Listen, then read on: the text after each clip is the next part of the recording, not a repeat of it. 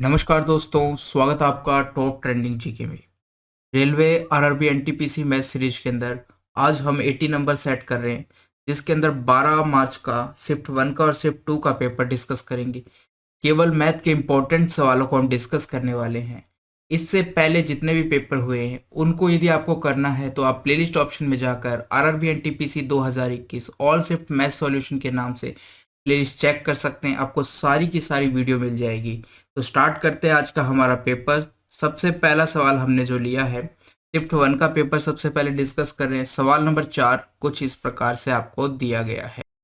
Continue करें उससे पहले मैं आपको बता दूं, अंतिम मौका है आपके लिए टेक्स्ट बुक की ओर से जो पास मिल रहा था, जिसमें 12 मंथ की वैलिडिटी थी। अभी ये 18 मंथ की वैलिडिटी है, महज 2 दिन के लिए 26 से 28 फेब तक यदि आप टेक्स्ट बुक पास बाई करते हो, एक तो आप यहाँ पर महिंद्रा थार जैसी कार जीत सकते हो। इससे पहले निसान मैग्नेट का ऑफर था जिसमें कैंडिडेट ने जीती थी। साथ ही साथ यदि आप टीटीजी के कूपन कोड यूज करेंगे तो मैक्सिमम 39 रुपये का डिस्काउंट मिल जाएगा। और इसके बाद ये टेक्स्ट बुक पास आपको 12 मंथ की वैलिडिटी मिलने वाला है। तो 18 मंथ की टेक्स्ट बुक वैलिडिटी ये महज 2 दिन के लिए है। जरूर इस डील को ग्रैब कीजिएगा। डिस्क्रिप्शन बॉक्स में लिंक मिल जाएगी। ये टेक्स्ट बुक ऐप और वेबसाइट दोनों पर आप टेक्स्ट बुक पास बाई कर सकते हो। इसमें आपको सारे एग्जाम्स की, चाहे आप रेलवे की तैयारी करते हो, बैंकिंग, डिफेंस, यूपीएससी है, स्टेट लेवल गवर्नमेंट एग्जाम्स हैं, एक ही पास में सारे एग्जाम्स के exam oriented mock test attempt कर सकते हो, जो सेम एग्जाम डैशबोर्ड और पैटर्न पर आधारित होते हैं। ज्यादा जानकारी के लिए डिस्क्रिप्शन बॉक्स जरूर चेक कीजिएगा। तो चलिए यहाँ पर कंटिन्यू कर लेते हैं, देख लेते हैं इन सभी मैथ के क्वेश्चन का क्या एग्जैक्ट सॉल्यूशन होने वाला है। अब देखो, ये दे रखा है। हम थोड़ा सा इसको यदि सरल करके लिखते हैं, ये देखो ए स्क्वायर माइनस 1 बटे ए दे रखा है। तो आप ए को इसके नीचे भी लिख दो और ए को इसके नीचे भी लिख दो, 1 के नीचे भी। तो इससे क्या होगा, पहले तो 1 बचेगा और दूसरी जगह पे 1 बटे ए बच जाएगा बराबर 5। ये दे रखा है आपको। मान किसका पूछा गया है, यहां पर भी हम ऐसा ही करेंगे। तो क्या आता है, ए3 माइनस 1 अपॉन ए3 आ चुका है। इसका मान आपसे पूछा गया है, कैसे करोगे। यदि ये के बराबर होता है तो इसका मान क्या होता है, k3 माइनस के क्यूब माइनस 3k, ये होता है। अब देखो के का मान 5 दे रखा है, आप 5 का क्यूब करोगे तो कितना हो जाएगा, 125 हो जाएगा। उसमें से 5 दिए 15 घटाओगे। अब देखो यहाँ पर यदि माइनस है ना तो यहाँ प्लस आता है। यदि प्लस होता है तो माइनस आता, माइनस होता तो प्लस आता। तो यहाँ पर माइनस है, इसलिए जो हमारा फॉर्मूला है उसके अंदर प्लस आएगा। तो यहाँ पर भी प्लस होगा। इनको जोड़ोगे तो आपका कितना हो जाएगा, 140 हो जाएगा। तो ये आपका ऑप्शन नंबर कौन सा हो चुका है, ऑप्शन नंबर 2 हो चुका है। सवाल नंबर 10 की बात करते हैं कि आपको समीकरण दे रखी है, एक्स के संभव मान बताने आपको क्या हो सकते हैं। अब देखो यहाँ पर सबसे पहले जब हमारी नज़र ऑप्शंस पर गई तो यहाँ पर दिखाई दे रहा है कि पॉइंटों में ऑप्शंस आ रहे हैं। तो हम इसके टुकड़े तो नहीं कर सकते। तो हमें क्या करना पड़ेगा, आप जानते हो कि x बराबर यदि समीकरण है तो समीकरण कुछ इस प्रकार से दी होती है कि a x square plus b x plus c बराबर यदि 0 है तो x का मान क्या होता है, minus b plus minus under root b square minus 4ac बटे 2a। ये एक a का मान होता है यदि समीकरण दी है। तो इस प्रकार से हम x का मान निकाल सकते हैं। इसका यूज करना पड़ेगा। आपके पास a का मान कितना है, 4 है। b का मान कितना है, माइनस का b का मान कितना है, माइनस का 8 है। इस प्रकार से ध्यान रखना है, क्योंकि हमेशा यहाँ पर प्लस का साइन ही हम काउंट करते हैं। उसके बाद में फिर c की बात करते हैं तो 3 है। आपके पास ये मान आ चुके हैं। अब आपको इसमें रखने हैं b का मान कितना है, -8। तो एक माइनस पहले से है तो ये +8 हो जाएगा। फिर प्लस माइनस, यहाँ 8 का स्क्वायर करोगे तो 64 हो जाएगा। फिर रखोगे, एक तो 4 है, a का मान 4 है और c का मान 3 है। तो 12 और 12 चौका कितना हो जाता है, 12 चौका 48 हो जाता है। बटे 2a करोगे, 2 इंटू ए 4 दे रखा है आपको, 8 हो जाएगा। इतना आ चुका है। यहाँ तो 8 प्लस माइनस अनरूट करोगे तो 16 बचेगा और यहाँ पर 8 है। इस प्रकार से थोड़ा सा और सरल करते हैं तो एक तो 8 आ जाता है आपका, या फिर ऊपर कर देते हैं। यहाँ 8 का एक तो क्या आ जाएगा, 8 रह गया। तो अब यहाँ पर आपका अनरूट 4 आ जाएगा, इसका नीचे 8 आ जाएगा। यदि आप सरल करते हो तो यहाँ पर 1 मिल जाएगा आपको, 1 और घटाओगे तो एक तो आपका मान आ जाएगा, जब हम प्लस का साइन यूज करते हैं तो 12/8 आएगा, और यदि माइनस का साइन यूज करते हैं तो आपका कितना आ जाएगा, 4/8 आ जाएगा। 12/8 का मतलब है आपका कितना आ जाएगा, यानी 1.5 आ जाएगा, और 4/8 का मतलब है 0.5। तो ये आपके दो आंसर आ चुके हैं। कौन सा ऑप्शन हो जाएगा, ऑप्शन नंबर हमारा 4 हो जाएगा, 1.5 और 0.5। इस प्रकार से सवाल नंबर 15 की बात करते हैं। ये और ये दो दे रखे हैं, इनका मध्य अनुपाती बताना है। देखो, यदि मेरे पास दो संख्याएं, एक x है और एक y है, तो इनका मध्य अनुपाती क्या होता है, हम कहेंगे √xy, ये मध्य अनुपाती होता है। ये निकालना है आपको, कहने का मतलब है अनरूट करना है किसका, दोनों को मल्टीप्लाई करके अनरूट करना है। तो एक संख्या थी आपकी 8 3 √3, दूसरी संख्या को भी इसके अंदर लिख देते हैं, मगर कुछ उसमें से कॉमन ले लेते हैं। कॉमन कितना आ रहा है, √2 कॉमन आ रहा है। √2 यदि आप कॉमन लेते हो तो इधर तो 8 बच जाता है, इधर 3 √3 आ जाता है, और √2 हमने क्या है, कॉमन ले लिया इसमें से। इस प्रकार से बचता है आपके पास। अब देखो, इन दोनों को यदि आप मल्टीप्लाई करते हो, a+b और a-b का फॉर्मूला लगाते हो, तो 8 का स्क्वायर कितना हो जाएगा, 64 हो जाएगा। इसी प्रकार से इसका कितना हो जाएगा, तो ये 3 3 9 × 3 27 हो जाएगा। इस प्रकार से इतना ये हो चुका है, और साथ में √2 है। √2 यानी कि 2 कॉमन आया है, 2 ही कॉमन आया था, √2 तो बाहर लगा हुआ है। अब देखो, 64 में से आपको 27 घटाना है। 27 घटाओगे तो कितना बचेगा, यहाँ पर आपका 7 बच जाएगा, एक का यहाँ से 3 और ये 3, 37 बच चुका है। तो अंडरूट में कितना आया, 37 × 2 आ चुका है आपका। मल्टीप्लाई करोगे तो √74 हो जाएगा। ये आपका आंसर हो चुका है, ऑप्शन नंबर 4 हो जाएगा। इस प्रकार से करना है। सवाल नंबर 16 की बात करते हैं। 11 भुजाओं वाले एक बहुभुज के अंतःकोणों का योग ज्ञात करना है।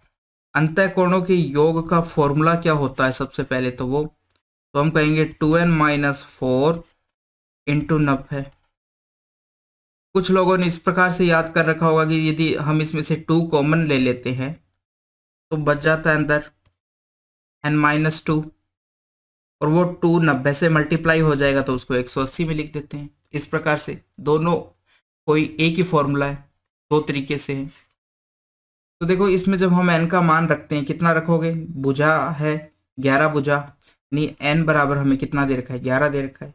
तो ये आपका 22 - 4 हो जाएगा × 90 डिग्री। 22 में से यदि 4 घटाते हो तो 18 बचता है, ये हो गया। तो 18 निम्न में कितना होता है, 162 होता है, और एक जीरो पीछे, इतना आ जाएगा, ऑप्शन नंबर 1 हो जाएगा। सवाल नंबर 17 की बात करते हैं। एक व्यक्ति 8 किलोमीटर की दूरी को 56 मिनट में तय करता है।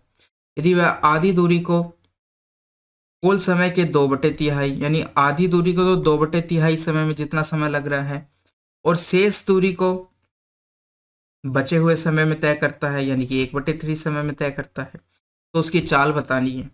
अब देखो, पूरी दूरी इतनी थी, वो कह रहा है आधी दूरी, यानी कि पूरी 8 है तो ये हो गई 4 किलोमीटर, और ये दूरी भी हो गई है 4 किलोमीटर। हमारे पास दोनों दूरी आ चुकी है। अब यहाँ का समय, टोटल समय कितना बता रहा है, 56 बता रहा है, 56 बता रहा है। 56 का 1/3 समय लगा है दूसरी दूरी को चलने में। वही चाल हमें बतानी है कि दूसरे टाइम वो किस चाल से चला। तो यहाँ पर 56 का कितना लग रहा है, टोटल टाइम 56 है, तो इसका 1/3, तो आप 3 से भाग दे दो, इतना समय तो यहाँ पर लग रहा है। ये आपका किस में आ चुका है, मिनट में आ चुका है, मिनट में ये आपका समय आ चुका है। अब ये सेकंड वाली यदि दूरी आपको निकालनी है तो आप आसानी से निकाल सकते हो। कैसे, 4 किलोमीटर आपको दे रखा है, दूरी क्या, चाल पूछा गया है, चाल निकालनी है तो आप आसानी से निकाल सकते हो। एक तो दूरी बट्टे समय होता है, दूरी बट्टे समय होता है। दूरी हमें 4 दे रखी है और समय आपको मिनट में दे रखा है, तो सबसे पहले आपको इसको आवर में चेंज करना पड़ेगा। 60 से डिवाइड कर दो, ये हो चुका है। तो अब समय की जगह मान रखोगे तो 3 × 60 हो जाएगा। अब देखो, 4 से यदि मैं इसको काटता हूँ कितनी बार जाएगा, 1 और 4 14 बार चला जाएगा, और एक बार और कट जाएगा तो ये 7 आ जाएगा। तो ऊपर आपका 90 आ चुका है, नीचे 7 आ चुका है, भाग दोगे तो 7 एकम 7 आएगा, फिर 20, 7 दूनी 14 आ जाएगा, फिर 6/7 बच जाएगा आपका। कौन सा ऑप्शन आ गया? ऑप्शन नंबर 1 आ गया है। इतनी क्या है, ये चाल है किलोमीटर प्रति आवर के अंदर। ये आपका ऑप्शन नंबर 1 हो गया। सवाल नंबर 18 की बात करते हैं। क्या दे रखा है? एक कार्य को 3 आदमी और 6 औरतें मिलकर 12 दिनों में पूरा कर सकते हैं, जबकि उसी कार्य को 5 आदमी और 4 औरतें मिलकर 8 दिन में पूरा कर सकते हैं। उसी कार्य को एक आदमी अकेले कितने दिन में पूरा करेगा, यह पूछा गया है। तो देखो, मैन का एक दिन को काम को हम m मान लेते हैं और वुमेन के w मान लेते हैं एक दिन के काम को। तो 3 मैन 6 वुमेन मिलकर एक काम को कंप्लीट कर देते हैं 12 दिन में। तो ये आ चुका है, इनका टोटल वर्क आ चुका है। और यही वर्क किसके बराबर होगा? हम कहेंगे 5 मैन 4 वुमेन का 8 दिन का काम। इस प्रकार से ये दोनों बराबर होंगे, क्योंकि ये भी पूरा टाइम काम है और ये भी पूरा काम है। अब इनसे हम m और w का अनुपात निकाल सकते हैं। कैसे? इसको यदि काटते हो तो 3 आ जाएगा, इसको काटते हो तो 2 आ जाएगा। 3 2 से कट गए। अब आप इनको मल्टीप्लाई कर दो, ये आपका 9, यहाँ से भी कुछ कॉमन आ रहा था, चलो नहीं लेते। 9m 18w, और इसको करोगे तो 10m 8w। इतना हो चुका है। m को एक तरफ लिया और w को एक तरफ लिया, तो यहाँ से आपके पास m बचेगा और w को एक साइड ले जाओगे तो आपके पास 10w बचेगा। इस प्रकार से तो m/w का मान आपके पास कितना आ चुका है? 10/1 आ चुका है। ये अनुपात हो चुका है, यानी कि मैन एक दिन में 10 यूनिट बनाता है तो वो मैंने 1 यूनिट बनाएगी। इतना अनुपात है। अब देखो, ये दोनों के दोनों आप टोटल, सबसे पहले आपसे पूछा गया कि एक आदमी कितना समय लगाएगा। तो हमें 2 चीजें पता होनी चाहिए किसी का भी समय निकालने के लिए। एक तो टोटल वर्क पता होना चाहिए। तो टोटल वर्क आपको दे रखा है, उसमें मान रख दो आप। जैसे कि पहला वाला लेता हूं मैं, 3 इंटू मैन का कितना है? 10 है, रख दो। वुमेन का कितना है? 1 है, रख दो। इंटू क्या है? 12 है। इस प्रकार से तो ये 30 और 1 36 हो गया है। 36 को जब हम 12 से मल्टीप्लाई करते हैं, ये टोटल वर्क हमारा आ चुका है। एक चीज तो ये आ चुकी है, टोटल वर्क। और दूसरी चीज क्या है? इफिशियंसी। तो जो एक दिन में काम करते हैं वही आपकी इफिशियंसी है। मैन की 10 है एक दिन की और वुमेन की 1 है। तो अब आप निकाल सकते हो समय किसी का भी। आपसे एक मैन का पूछा गया है, तो क्या हो जाएगा? टोटल वर्क बटे क्षमता लिख दो, इफिशियंसी लिख दो, जो भी लिख दो। तो ये ऊपर तो 36 इंटू 12 आ जाएगा, और नीचे मैन की इफिशियंसी कितनी है? 10। तो 10 से आप डिवाइड कर दो, क्योंकि एक मैन की इफिशियंसी कितनी है? 10 के बराबर है। तो अब सबसे पहले आपको क्या करना पड़ेगा? इस प्रकार से आ गया, आप जितना कटता है काट दो। 5 से कटेगा, 5 से क्या 2 से कटेगा, ये 6 आ जाएगा, नीचे 5 आ जाएगा। अब यदि इनको मल्टीप्लाई हम करते हैं, 6 36, 3 आई हासिल, 6 3 18, 18 और 3 कितना हो जाएगा? 21 हो जाएगा, बटे 5। ये आ चुका है आपके पास। अब यदि आप इसमें भाग देते हो ना इसका, तो सबसे पहले कितनी बार जाएगा? हम कहेंगे कि सबसे पहले 4 बार चला जाएगा, 20। फिर 16 बचा, अब की बार 3 बार जाएगा, फिर बचा आपका 1/5 आ जाएगा। यानी 43 सही 1/5 हमारा आंसर आ रहा है। इस प्रकार से आ रहा है। ऑप्शन नंबर कौन सा है? ऑप्शन नंबर 1 है। आगे बात करते हैं सवाल नंबर 20 की। इनमें से कौन सी अभाज्य संख्या है? तो देखो, अभाज्य संख्या निकालने के लिए सबसे पहले आप क्या करो? सबसे पहले आप सम संख्या देख लो कि कौन सी सम संख्या है, उसको हटा दो। उसके बाद में 3 का डिविजिबल रूल चेक कर लो, 5 का डिविजिबल रूल चेक कर लो। इतना आपको चेक करना पड़ेगा सबसे पहले। आगे की बात में करते हैं। तो देखो, जब पहली संख्या में सबको देखा, सम कोई भी नहीं है। फिर पहली संख्या में यदि आप अंकों को जोड़ते हो, ये 4 है, ये 3 और 3 10 होता है, यानी 3 से भाग नहीं जाएगा इसमें। और दूसरी को यदि देखते हैं तो 14 और 3 ये भी नहीं होगा। तीसरी को देखते हैं तो ये 7 और 3 9। तो ये हमारा ऑप्शन कट गया, क्योंकि ये 3 से भाग जा रहा है। उसके बाद में चौथी को देखते हैं तो ये भी नहीं होगा। ठीक है, 3 का नहीं जा रहा, 5 का भी नहीं जाएगा। अब आपको क्या करना है, देखो अभाज्य संख्या कैसे पता कर सकते हैं, आपको भाग देके ही पता करना पड़ेगा कि किस किस का इसमें भाग जा सकता है। अभाज्य संख्या ऐसी संख्या होती है जिसमें या तो एक का भाग जाता है या खुद का भाग जाता है और किसी का भाग नहीं जाता, तो उसको तो हम चेक नहीं कर सकते। बाकी संख्याओं को हम पता लगा सकते हैं कौन सी अभाज्य नहीं है, कौन सी अभाज्य नहीं है। वो कैसे, क्योंकि वो अभाज्य संख्या क्या होगी, खुद से या फिर एक से भाग जाएगी, और ये जो अभाज्य नहीं है वो उसके अलावा भी किसी और से भाग जाएगी, यानी दो संख्याओं का गुणनफल होगी वो। तो देखो कैसे निकालेंगे हम, यदि कोई भी संख्या आपको दे रखी है उससे जस्ट बड़ा आप स्क्वायर चेक कर लो कि वो किसका बनता है। जैसे हम बात करते हैं कि इसके आसपास स्क्वायर किसका बन रहा है, एक तो देखो आप यदि पहली संख्या को देखते हो तो 361 होता है, और 361 किसका स्क्वायर है, 19 का स्क्वायर है, ठीक है।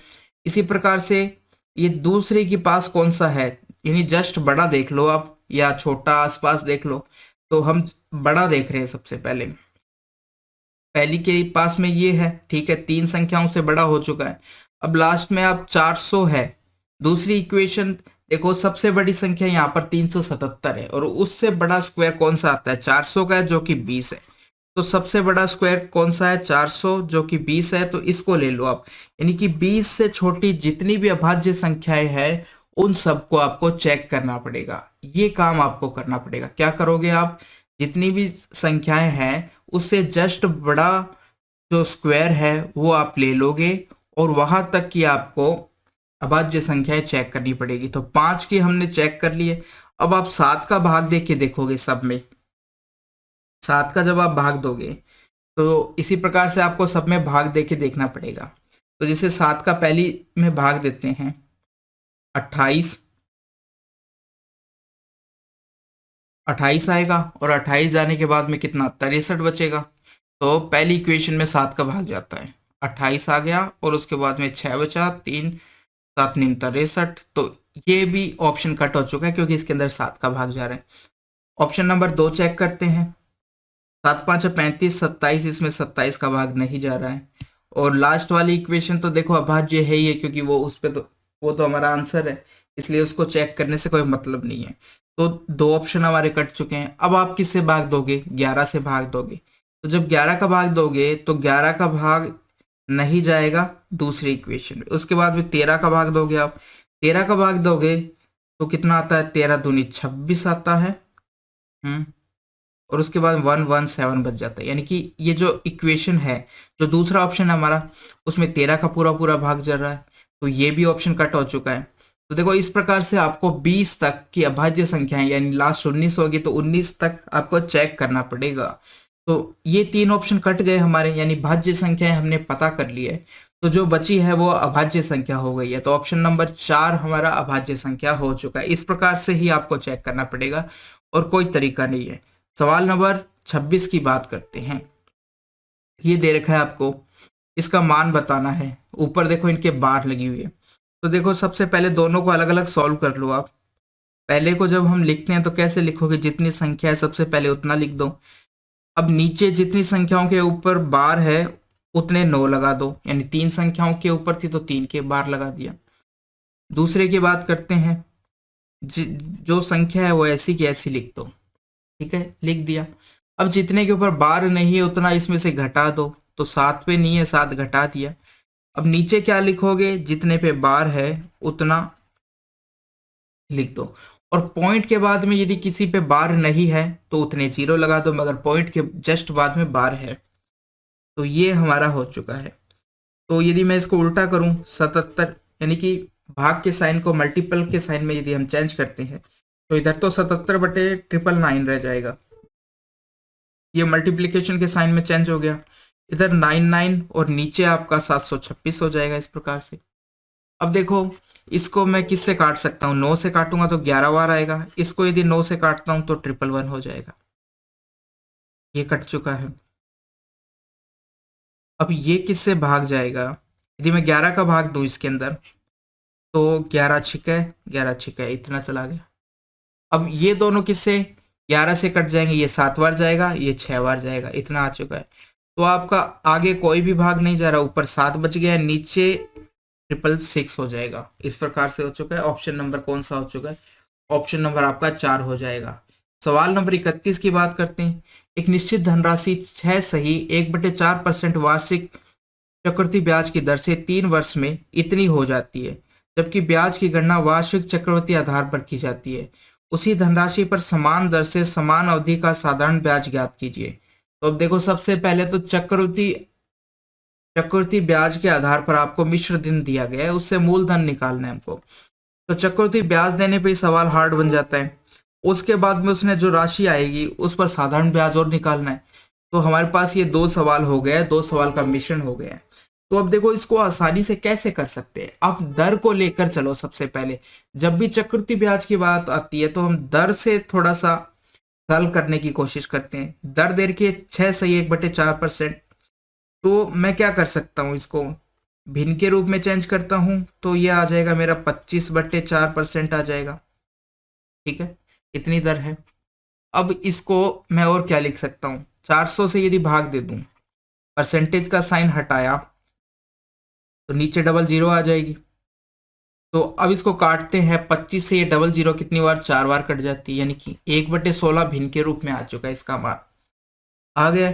तो हम कहेंगे चक्रवृद्धि ब्याज पर एक राशि जो 16 है, एक साल के अंदर क्या हो जाएगी, एक बढ़ जाएगा और कितनी हो जाएगी, 17 हो जाएगी। यहां पर बात की गई है 3 साल की, यानी 16 का क्यूब कर दो आप इधर और इधर 17 का क्यूब कर दो। तो ये आपकी राशि 3 साल में 16 की क्यूब से 17 की क्यूब हो जाएगी। तो अब आपको सबसे पहले इनका क्यूब करना पड़ेगा। जब 16 का क्यूब करोगे तो ये 4096 आएगा, और जब 17 का क्यूब करोगे 4913 इतना आएगा। ये आ चुका है। अब आपको मिश्र धन दिया गया है जो कि इसका मान है, कितना दे रखा है, इसका इतना ही दे रखा है, 4913 ही दे रखा है। यानी 4913 का मान 4913 है, तो एक की वैल्यू कितनी हो गई, 1 हो गई। तो मूलधन की बात करें तो इसकी वैल्यू भी इतनी हो जाएगी, यानी कि हमारा मूलधन आ चुका है 4096। हमने मूलधन ज्ञात कर लिया है 4096। अब हमें दर को सेम रखना है, ईयर को सेम रखना है, साधारण ब्याज काउंट करना है। देखो, राशि आ चुकी है अब आपकी 4096। दर कितनी थी, 25/4, 4 नीचे लिख देते हैं, इनटू आपके पास टाइम दे रखा है 3 वर्ष का, और बटे आप क्या लगाते हो, 100 लगाते हो, ये आपका ब्याज आ जाएगा। साधारण ब्याज ही पूछा है, तो उसी धनराशि पर समान दर से समान अवधि का साधारण ब्याज ही याद करना है। अब देखो क्या करेंगे, 25 से काटो, इसको गया आपका 4 बार, ये 16 आ चुका है। 16 से ये कितना बार कट जाएगा, हम कहेंगे 256 बार कट जाएगा। अब आपको 3 से इसको मल्टीप्लाई करना है। 3 6 18, एक आई हासिल, 3 5 15, 16, एक आई हासिल, 6 और 1 7, यानी कि 768 आ चुका है आपका ब्याज। ऑप्शन नंबर कौन सा, 4 हो जाएगा। सवाल नंबर 32 की बात करते हैं। निम्न आंकड़ों का मानक विचलन की गणना करनी है। तो देखो, मानक विचलन निकालना है, यानी कि स्टैंडर्ड डेविएशन कहते हैं इंग्लिश के अंदर। इसका फॉर्मूला क्या हो जाएगा, अंडर रूट, फिर उसके बाद में जो हमारी संख्या है यानी कि xi माइनस एक्स बार माध्य, इसका स्क्वायर करके नंबर ऑफ संख्या से डिवाइड करते हैं। एक्स बार क्या है, यहाँ पर माध्य है, xi क्या है कि जो आपकी संख्याएं है वो है। तो अब देखो क्या करना है हमें। सबसे पहले आप नंबर्स लिख लो इस प्रकार से, 7 9 10 और 15, ये नंबर लिख लिए हैं, इनको हम कहते हैं xi। ठीक है, दूसरी चीज हमको, ये हमारी संख्या हो चुकी है। अब सबसे पहले हमें क्या निकालना पड़ेगा, माध्य निकालना पड़ेगा। ठीक, तो माध्य आप निकालते हो, क्या करोगे, सबको जोड़ के 5 से डिवाइड कर दो, क्योंकि 5 संख्याएं हैं। तो यहाँ पर ये 11 हो चुका है, और 9 20, 20 और 10 आपका 30, और 15 45 हो चुका है। 45 को 5 से डिवाइड करोगे तो 9 आपका क्या आ चुका है, माध्य आ चुका है। इसको हम कहेंगे x बार से। तो अब हमें निकालना है xi माइनस एक्स बार। कैसे निकालोगे, 4 में से घटाओगे तो कितना आ जाएगा आपका, माइनस का 5 आ जाएगा। 7 में से 9 घटाओगे तो माइनस का 2 आ जाएगा, ये आपका 0 आएगा। यहाँ पर प्लस का 1 आ जाएगा और यहाँ पर आपका 9 घटाने पर 6 बच जाएगा, इतना बचा। अब इसका आपको क्या करना है, एक्स आई माइनस एक्स बार का स्क्वायर करना है। ये 25 हो जाएगा, ये 4 हो जाएगा, ये 0 है, ये 1 ही है, ये आपका 36 है, ये आ चुका है। तो आपके पास एक्स आई माइनस एक्स एक्स बार का स्क्वायर निकाल लिया है। इन सबको अब आपको योग करना है। सबसे पहले ऊपर आपके सवाल में सिग्मा होना चाहिए, साथ में सिग्मा एक्स आई माइनस एक्स बार। अब आप इन सबको जोड़ोगे तो ये देखो 25, 29 और 30 और ये आपका 66 हो चुका है। इनका योग कितना हो चुका है, 66 हो चुका है। तो ये हमारा सिग्मा एक्स आई माइनस एक्स बार का स्क्वायर आ चुका है। अब आपको स्टैंडर्ड डेविएशन निकालना, तो ये फॉर्मूले में आप मान रख दो। ऊपर तो आ गया आपका 66 और नीचे कितना है, नंबर ऑफ संख्याएं कितनी है, 5 है, तो 5 से डिवाइड कर दो। जब आप 5 से भाग देते हो तो कितना बचेगा आपके पास, कि इनका डबल कर दो। जब भी किसी संख्या हम 5 का भाग देते हैं तो संख्या को डबल कर दो। 66 है तो मैं लिख दूंगा 132 और पीछे से एक स्थान के बाद पॉइंट लगा दो। ये हो चुका है आपका मान। अब इसका आपको अनरूट करना है। अब हमारे आंसर जब आप देखते हो तो सारे पास पास में, इसका मतलब हमें क्या करना पड़ेगा, अनरूट करके ही देखना पड़ेगा भाग विधि से। अब भाग विधि का यूज करना पड़ेगा आपको कि 13.2 है, तो पॉइंट है, स्क्वायर की बात है, ये स्क्वायर दे रखा है तो आप पीछे एक जीरो और मान लो। अब आप इसको जब भाग विधि से करोगे तो देखो पीछे से दो दो के जोड़े बना दिए। अब सबसे पहले 13 से छोटा स्क्वायर देखते हैं। तो 13 से छोटा स्क्वायर किसका है, 9 है, जो कि 3 का स्क्वायर है। तो सबसे पहले भाग कितनी बार जाएगा, 3 बार जाएगा। ऊपर लिख देते हैं कि 3 बार जाएगा। 3 से जब भाग दिया 9 आया, ठीक है। बचा कितना यहाँ पर, ये आपका 1 और 4 बच चुका है। अब इन 3 और 3 को यदि मैं जोड़ता हूँ तो 6 बच जाता है यहाँ पर। अगली उतार लो जोड़ा, 20 को नीचे लिख दिया है। पॉइंट है तो पॉइंट आप रख दो अब यहाँ पर। अब देखो किस से इसको मल्टीप्लाई किया जाए, क्या रखा जाए जिससे कि इससे छोटा भाग जाए। तो यदि मैं यहाँ पर देखो इसको 7 से मल्टीप्लाई करते हैं, यदि 6 को, 6 7 तब 42 होता है, तो हमको 6 रखना पड़ेगा क्योंकि 7 रखने पर तो बड़ी संख्या आ जाएगी। अब 66 को 6 से यदि मल्टीप्लाई करते हो तो 6 6 36, 3 आई हासिल, 6 6 36 और 3 इतना आ जाएगा। तो ये देखो कितनी बार गया, दूसरी बार कितनी बार गया है, 6 रखना पड़ा हमें, 6 बार गया है। जितनी बार भी गया है हमारे पास मान आ चुका है 3.6। 3.6, तो 3.6 वाला ऑप्शन आप टिक कर दो। दो बस यहाँ दो दो संख्या तक आप मान निकाल लो और उसके बाद में टिक कर दो। तो ऑप्शन नंबर आपका कौन सा हो चुका है, 3 हो चुका है। आंसर काफी पास पास थे, इसलिए हमें ऐसा करना पड़ा, भाग विधि का यूज करना पड़ा। काफी बड़ा सवाल है। आगे बात करते हैं सवाल नंबर 43 की। साइन अल्फा बराबर दे रखा है 1/√5 और कोस बीटा बराबर आपको इतना दे रखा है। अल्फा प्लस बीटा का मान पूछा गया है। अब देखो हम जानते हैं कि साइन अल्फा प्लस बीटा, इसका मान हमें पता है क्या होता है, फॉर्मूला क्या होता है। हम कहेंगे साइन अल्फा, उसके बाद में कोस बीटा, फिर उल्टा हो जाता है यानी कि कोस अल्फा साइन बीटा, ये मान होता है। अब आपके पास साइन अल्फा और कोस बीटा का मान तो है, तो यहां से आप कोस अल्फा का मान निकाल सकते हो। क्या करोगे, √1 माइनस साइन अल्फा का स्क्वायर, साइन अल्फा का स्क्वायर करोगे, इसका स्क्वायर करोगे तो 1/5 आ जाएगा। तो यहां से यदि इसका मान निकालते हैं तो कितना आता है, ये 5 माइनस 4, तो √में 4/5 आ जाएगा इसका मान। कोस बीटा आपको दे रखा है, साइन बीटा का यदि मान निकालना है तो क्या करना पड़ेगा, 1 माइनस कोस स्क्वायर बीटा। 3 का स्क्वायर 9 हो जाएगा, √10 का 10 हो जाएगा, घटाओगे तो 10 माइनस 1/, ये आपका 10 √ में ये आ चुके हैं। आपके पास चारों मान आ चुके हैं। साइन अल्फा का मान रखोगे 1/√5, कोस बीटा का मान रखोगे 3/√10, और इसके बाद में कॉस अल्फा का मान रखोगे कितना है 4/√5 और कॉस बीटा का मान रखोगे तो 1/√10। इस प्रकार से लिख सकते हैं। अब देखो दोनों का हर है जो सेम है, हर यदि सेम है तो 5/10 नीचे तो ये आ चुका है और ऊपर वाली संख्याएं जुड़ जाएगी। ऊपर संख्याएं कितनी है, ये जो √4 है इसका वर्गमूल कितना होता है 2 होता है और यहाँ पर 3 है तो ऊपर दोनों जुड़कर कितना हो जाएगा 5 हो जाएगा। ऊपर 5 हो चुका है, नीचे इतना हो चुका है। काटोगे √5 से, काटोगे तो ऊपर √5 नीचे √10 आ चुका है। ये मान आ चुका है आपका। और सरल करोगे तो √5 से √5 कटेगा और नीचे कितना बच जाएगा √2 बच जाएगा।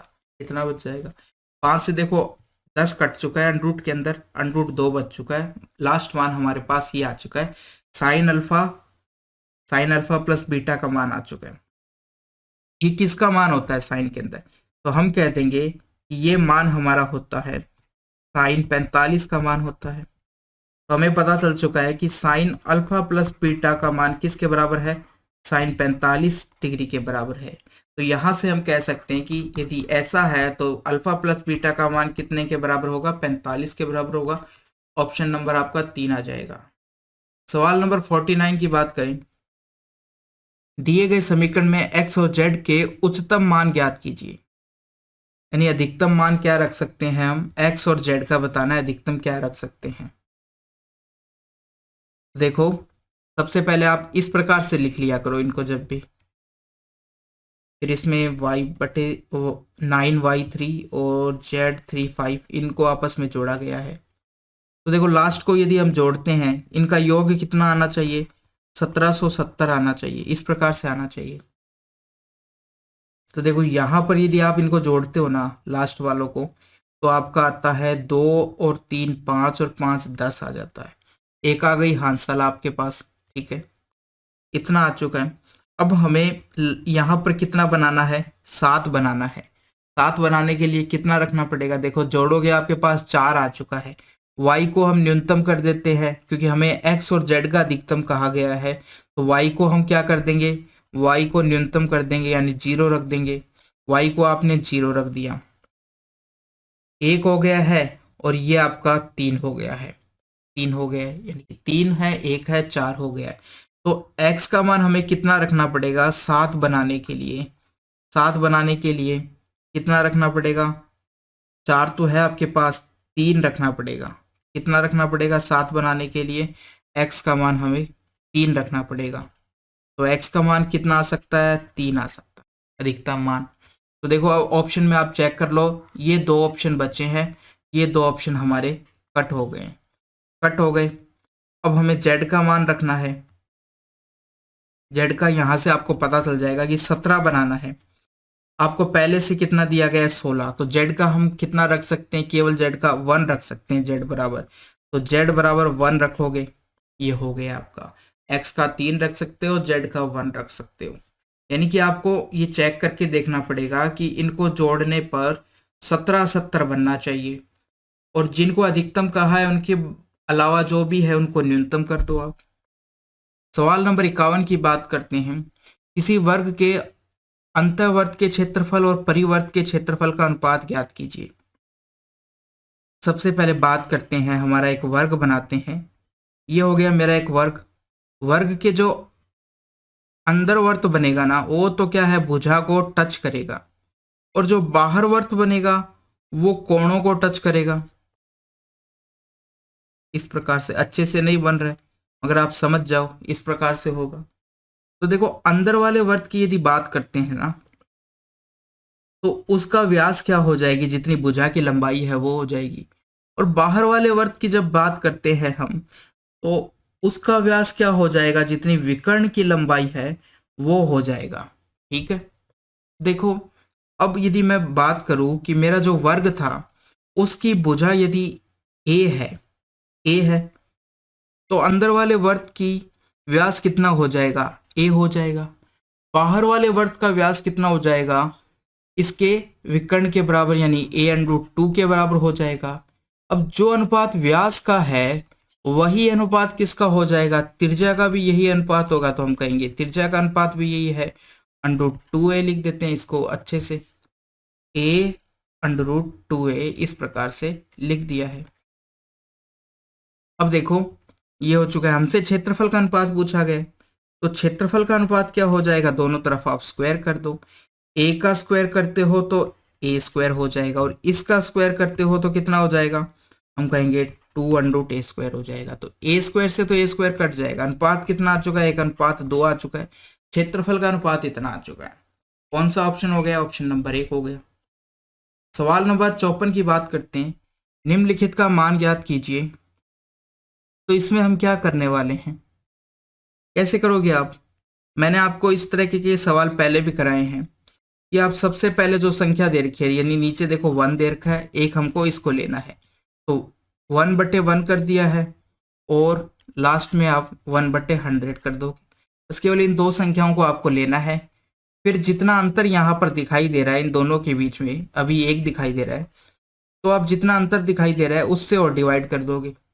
यहाँ पर 1 है तो उसका कोई मतलब नहीं है, बस यही हमारा आंसर हो जाएगा।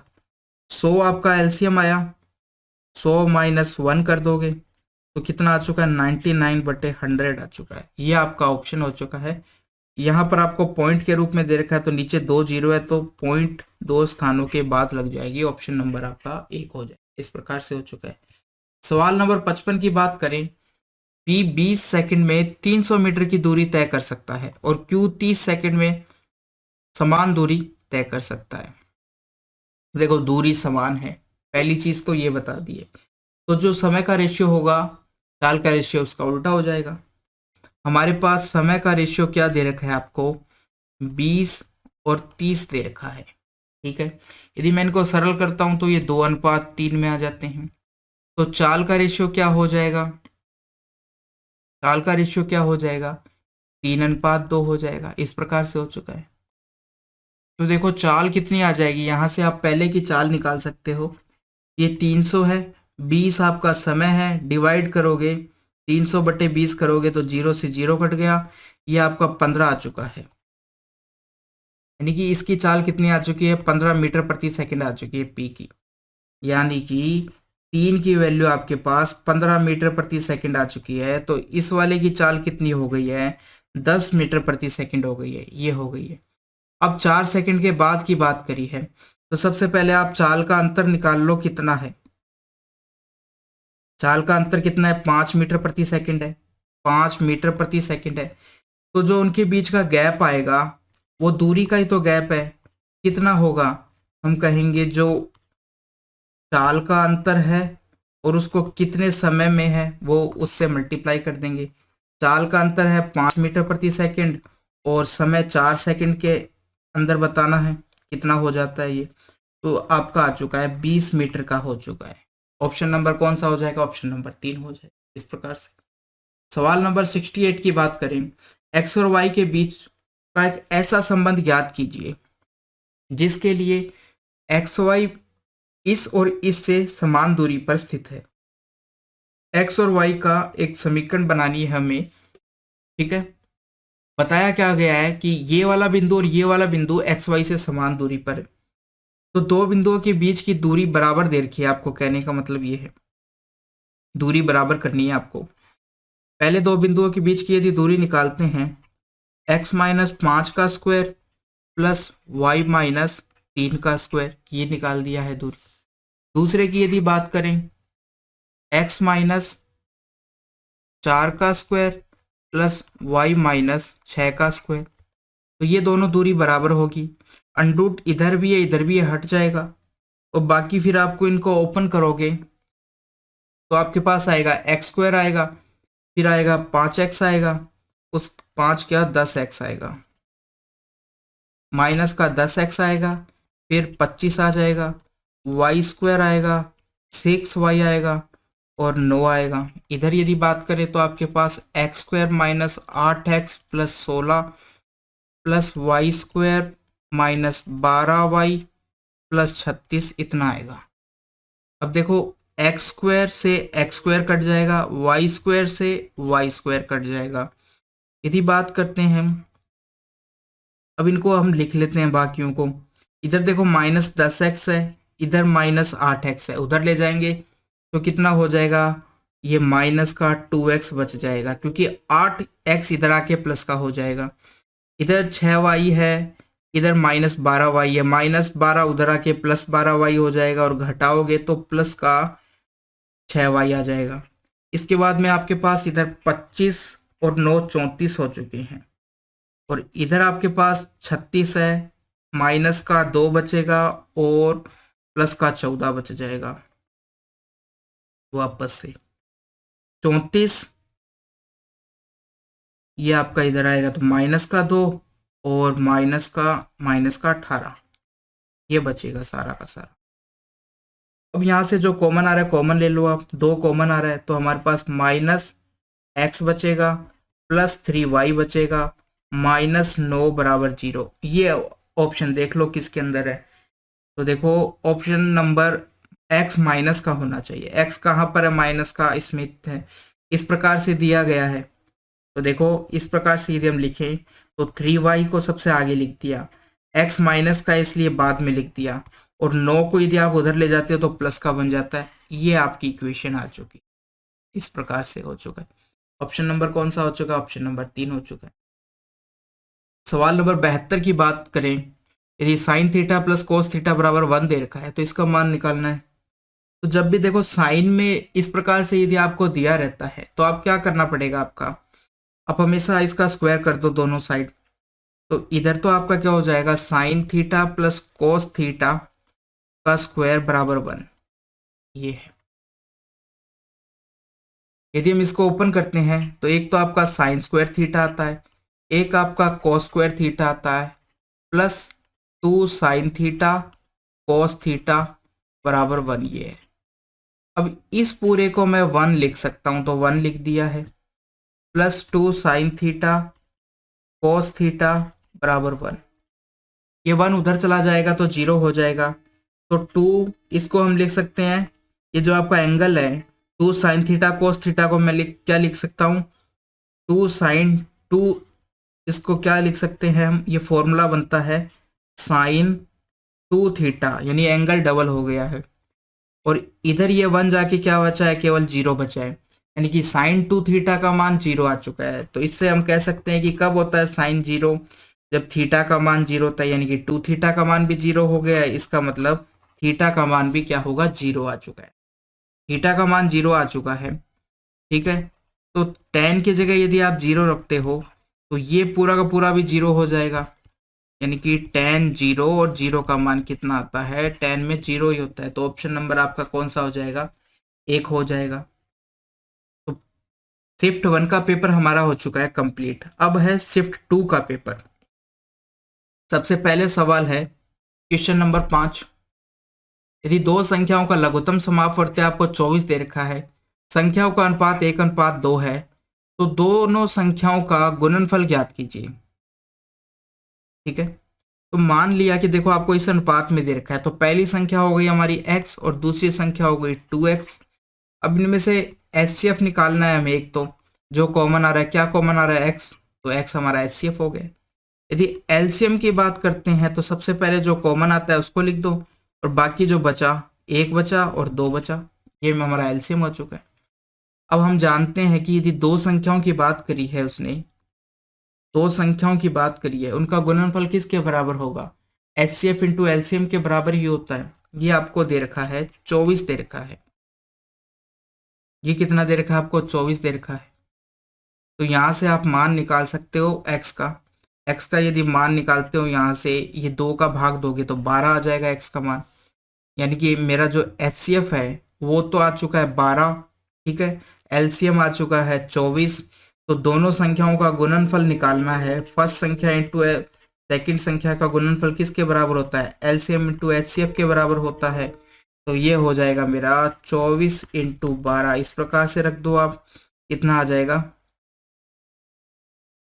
तो 12 चौक 48, तो ये 288 आ जाएगा। और बाकी आप संख्या वैसे भी निकाल सकते हो कि आपके पास x का मान आ चुका है, पहली संख्या 12 हो चुकी है, दूसरी संख्या 24 हो चुकी है, दोनों को मल्टीप्लाई करोगे तो भी इतना ही आ जाएगा। तो कुछ भी कर सकते हो आप। आगे बात करते हैं सवाल नंबर 6 की। रमेश ने क्रमशः 100, 130 और 150 पूर्णांक वाली 3 परीक्षाओं में इतने इतने इतने परसेंट अंक प्राप्त किए हैं क्रमशः। तो कुल प्राप्त अंकों का प्रतिशत लगभग कितना होगा? जब 100 का 50% की बात करते हैं, 130 का 60% की बात करेंगे और 150 का 70%, तो इसका 50% निकालते हो तो कितना आता है? 50 आ जाता है।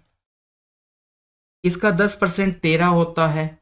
60% तो 13 को 6 से मल्टीप्लाई कर दो, 13 6 78 हो जाएगा। 10% 15, 7 से करोगे तो 105 हो जाएगा। ये हो गया। अब आपको क्या करना है? इन तीनों को जोड़ लेना है और इन तीनों को जोड़ लेना है। इनको यदि जोड़ते हो तो कितना आता है? पीछे तो एक जीरो आएगी और ये आ चुका है आपका 28 और 10 आ चुका है 38 आ चुका है। इन सब को यदि आप जोड़ते हो ना तो कितना आता है? 50, 78 और 105, ये आपका 13 हो गया है। 12 और 1 13 और 2 इतना हो चुका है। कितना आ चुका है? 233 आ चुका है। अब आपको क्या करना है? 233 380 का कितना परसेंट है ये बताना है। ये हमें बताना है। तो देखो, अब आप क्या करो, एक जीरो से एक जीरो काट दिए और थोड़ा सा सरल कर लेते हैं। मेरे को जैसे 38 का भाग नहीं आता है, मैं इसको काट देता हूँ। 19 आ गया, इधर काटोगे तो कितना? 2 आ जाएगा। 19 आ गया, इधर 5 आएगा। इसी संख्या के 5 से मल्टीप्लाई करना है तो उसको आधा कर दो। तो 132 को आधा करते हैं तो कितना आएगा? 232 को आधा करते हो तो 162 आता है। 32 को आधा करते हो तो 116 आता है और 116 5 इतने से आपको 19 से डिवाइड करना है। तो सबसे पहले कितनी बार भाग जाएगा? 6 बार 114 जाएगा। फिर 25 एक बार चला जाएगा, कितना बचा? अब 6 बचा। तो कितनी बार जाएगा? 19, 38 और उसके बाद में 57, तो 3 बार जाएगा। तो 61.3 इस प्रकार से आ रहा है। तो ये आपको कहाँ पर दिखाई दे रहा है? ऑप्शन नंबर 2 के अंदर दिख रहा है हमको। तो ऑप्शन नंबर 2 हमारा राइट आंसर हो जाएगा। इसके बाद में बात करते हैं सवाल नंबर 7 की। ये दे रखा है आपको, cos 17 का मान ज्ञात करना है। cos 17 का मान ज्ञात करना है। तो देखो कैसे करोगे आप दोनों तरफ स्क्वायर कर लो।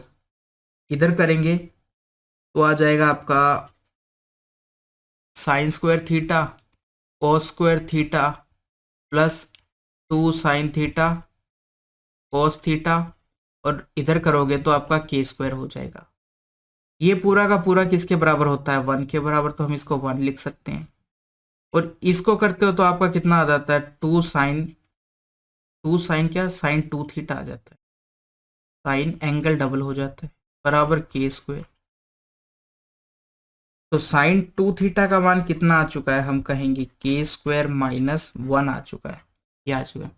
तो देखो साइन 2 थीटा का मान, आप थीटा का मान कितना दे रखा है आपको? 28 दे रखा है। तो यहाँ पर 28 रखते हो तो कितना हो जाएगा? ये 2 और है, 56 हो जाएगा। यानी साइन 56 का मान आपके पास आ चुका है, k स्क्वायर माइनस 1 आ चुका है। इतना आ चुका है। अब हमें क्या करना है? अब यदि आप इसको कोस में चेंज करते हो, कोस में चेंज करोगे तो क्या हो जाएगा? कोस 34 भी लिख सकते हो आप इसको, ठीक है। 90 में से घटाकर लिख दो। ये किसके बराबर है? k स्क्वायर माइनस 1 के बराबर होगा। कोस 34 किसके बराबर हो जाएगा? इसके बराबर हो जाएगा। ये हो गया। अब मैं इस कोस 34 को क्या लिख सकता हूँ? यानी कि कोस 2 थीटा का हमारे पास एक फॉर्मूला होता है, 2 कोस स्क्वायर थीटा माइनस 1, इस रूप में होता है। तो मैं लिख दूंगा इसको 2 कोस स्क्वायर, जितना यहाँ पर एंगल है उसका आधा हो जाएगा 17 माइनस 1 बराबर k स्क्वायर माइनस 1। ये फॉर्मूला लगा दिया हमने। तो 1 से तो देखो 1 कट जाएगा, -1 से -1 कट चुका है। तो आपके पास मान क्या आ चुका है? हमारे पास मान की यदि बात करें तो कोस स्क्वायर 17 बराबर k स्क्वायर बटे 2 आ चुका है। तो कोस 17 की बात करें तो k बटे √2 आ चुका है, ये मान आ चुका है। ऑप्शन नंबर कौन सा हो जाएगा? ऑप्शन नंबर 3 हो जाएगा। सवाल नंबर 13 की बात करें। एक आयत की लंबाई 30 दे रखी है, इसकी चौड़ाई इसकी लंबाई की 2/3 है, यानी कि लंबाई 30 है तो चौड़ाई कितनी हो जाएगी? 20 हो जाएगी। आप इसको 2/3 से मल्टीप्लाई कर दो, 20 आ जाएगा। उस वर्ग का क्षेत्रफल ज्ञात कीजिए जिसका परिमाप उक्त आयत के परिमाप के बराबर है। तो अब आपको क्या करना है? सबसे पहले आयत का परिमाप निकालना है, वही परिमाप वर्ग का है, दोनों को बराबर कर दो और फिर उससे वर्ग की भुजा निकालनी है। तो सबसे पहले आप आयत का परिमाप निकालते हैं, ठीक है। आयत का परिमाप कितना हो जाएगा? देखो, एक भुजा 30 दे रखी है, एक भुजा 20 दे रखी है, दोनों को जोड़ के डबल कर दो। 50 को डबल करोगे कितना आ जाएगा? 100 आ जाएगा। ये आपका आयत का परिमाप हो चुका है। यही परिमाप किसके बराबर होगा? वर्ग के परिमाप के। तो वर्ग का परिमाप भी क्या है? यही हो जाएगा। कितना? 100। ऐसा सवाल में दिया गया है। अब यहां से वर्ग की भुजा कितनी हो जाएगी? भुजा की बात करें, ये होता है a² के बराबर, तो भुजा हमारा a का मान आपका 10 आ जाएगा। यहाँ से भुजा आपके पास आ चुकी है, आपको क्षेत्रफल निकालना है। तो वर्ग का क्षेत्रफल कितना हो जाएगा? हम कहेंगे कितना हो जाएगा? a² होता है, ये a² नहीं, ये 4a है। 4a, तो ये कितना आ जाएगा आपका? 4a है परिमाप। तो 4 का भाग दोगे तो 25 आ जाएगा। भुजा 25 आ चुकी, तो ये आपका 625 हो जाएगा। ऑप्शन नंबर 2 हो चुका है। सवाल नंबर 15 की बात करते हैं। इसका मान निकालना है आपको, तो क्या करोगे? हर से जो अंडरूट दिया गया है हर के अंदर, उसको हटाना पड़ेगा। तो हटाने के लिए क्या करेंगे? जो कॉन्जुगेट से ऊपर और नीचे अंश और हर को मल्टीप्लाई करना पड़ेगा, जो हर में दे रखा है उसके कॉन्जुगेट से, यानी कि विपरीत साइन। नीचे 6 माइनस √3 दे रखा है, तो यहाँ पर आप प्लस लिख दो, और नीचे जो संख्याएं दे रखी है उनका स्क्वायर कर दो, 6 माइनस 3 कर दो। इसी प्रकार से यहाँ पर भी 4 √3 दे रखा है, और ऊपर क्या करोगे? √6 प्लस √2 कर दोगे, नीचे 6 माइनस 2 कर दोगे, स्क्वायर कर दोगे।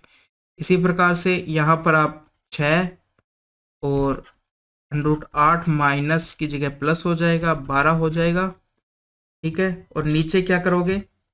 8 माइनस 12 कर दोगे। तो यहाँ से देखो पहला क्या आ जाता है आपका? यदि मैं करूँ इनको घटाता हूँ तो यहाँ पर आपको 3 मिल जाएगा, यहाँ घटाते हैं तो 4 मिल जाएगा, और यहाँ घटाते हो तो -4 मिल जाएगा। तो 3 से 3 कट जाएगा, 4 से 4 कट जाएगा। अब यहाँ पर देखो लास्ट वाले में कुछ कॉमन भी आ रहा होगा।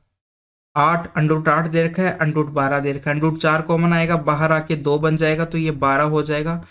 12/4 यहाँ बचेगा √2 प्लस √3, इतना बचेगा। ये माइनस से माइनस कट जाएगा, यानी कि प्लस बन जाएगा।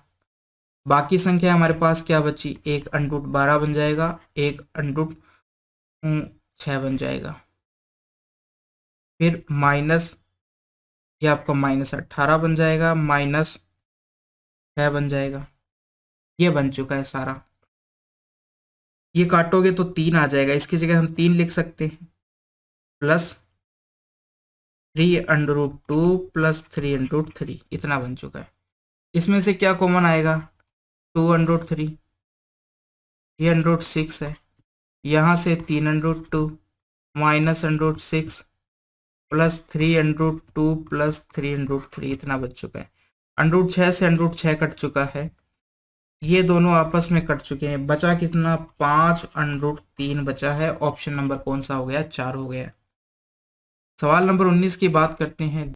2 उम्मीदवारों के बीच हुए एक चुनाव में 75% मतदाताओं ने वोट किया, ठीक है। मतदान कितनों ने किया? 75%, जिनमें से 2% मत अवैध घोषित कर दिए गए। एक उम्मीदवार को इतने वोट मिले जो कि कुल वैध मतों का 75% था। उस चुनाव में नामांकित मतदाताओं की कुल संख्या ज्ञात कीजिए, जबकि प्रत्येक मतदाता केवल एक ही मत डाल सकता है। तो हमने माना कि स्टार्टिंग में कितने वोट थे? 100 वोट थे, ठीक है। 100% होते हैं कुल वोट, तो हमने मान लिया कि 100 वोट थे। उसके बाद में कितने परसेंट मतदाताओं ने वोट किया? 75% ने। तो देखो 25% ने वोट नहीं किया, कितनों ने किया? केवल 75 ने वोट किया है। अब 2% अवैध घोषित कर दिया गया है, जितनों ने किया, यानी 75 का 2% निकालना है। अब यदि 75 का हम 2% निकालते हैं तो ये भिन्न के रूप में आएगा, तो मैं 75 को वापस से 100 मान लेता हूं, ठीक है, क्योंकि मेरा मान भिन्न में नहीं आए। अब देखो जो ये 100 माना है, इसमें से क्या कहोगे आपकी दो जो वोट है वो तो अवैध घोषित कर दिए गए, तो वैध वोट कितने रहे? 98 रहे। अब 98 को फिर से हम 100 मान लेते हैं। हम कहेंगे कि 100 में से एक उम्मीदवार को तो 75 मिले हैं, ठीक है, तो दूसरे को कितने मिले होंगे? 25 मिले होंगे। अब जो 75 की वैल्यू आपको दे रखी है, कितनी दे रखी है? 9261 दे रखी है, ये दे रखा है आपको। और पूछा गया है कि स्टार्टिंग के अंदर जबकि प्रत्येक मतदाता केवल एक ही मत डाल सकता है, तो चुनाव नामांकन मतदाताओं की कुल संख्या, यानी कि कुल कितने वहां पर वोट है, ये पूछा गया, कितने मत है टोटल, ठीक है। तो इस 100 की वैल्यू पूछी गई है। हमारे पास किसकी वैल्यू आ चुकी है? 75 की वैल्यू है।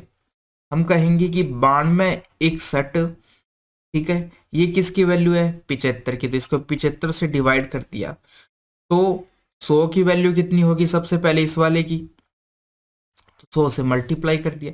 लेकिन ये 100 नहीं था, ये कितना था? 98 था, तो इसको 98 से डिवाइड कर दिया। तो ये 98 की वैल्यू पूरे की यदि ये है, तो 100 की वैल्यू कितनी होगी? वापस 100 से मल्टीप्लाई करोगे। लेकिन 100 की वैल्यू ये नहीं थी, कितनी थी? 75, तो फिर 75 से डिवाइड कर दिया। 75 थी ये, तो 100 की वैल्यू कितनी होगी? फाइनल इसकी वैल्यू आ जाएगी, यानी कि 100 से एक बार और मल्टीप्लाई करोगे तो इसका मान हमें निकालना है। ये वैल्यू यदि हम निकाल लेंगे तो हमारा मान आ जाएगा। अब देखो 75 है, 75 है, ये 3 3 बार चले जाएंगे, और 100 कितनी बार जाएगा? 4 4 बार चला जाएगा। 25 से यदि काटते हो तो इतना हो चुका है।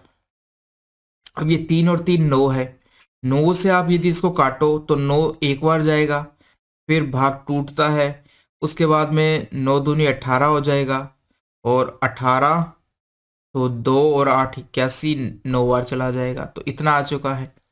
अब इसके बाद में 98 है, नीचे 98 है, ये कितना हो जाएगा? यदि मैं इसको काटूं 2 से 49 आ जाएगा, तो ये हो चुका है। अब 49 का भाग यदि इसके अंदर देते हैं हम, 98 21 बार जाएगा, 21 बार ये कट गए।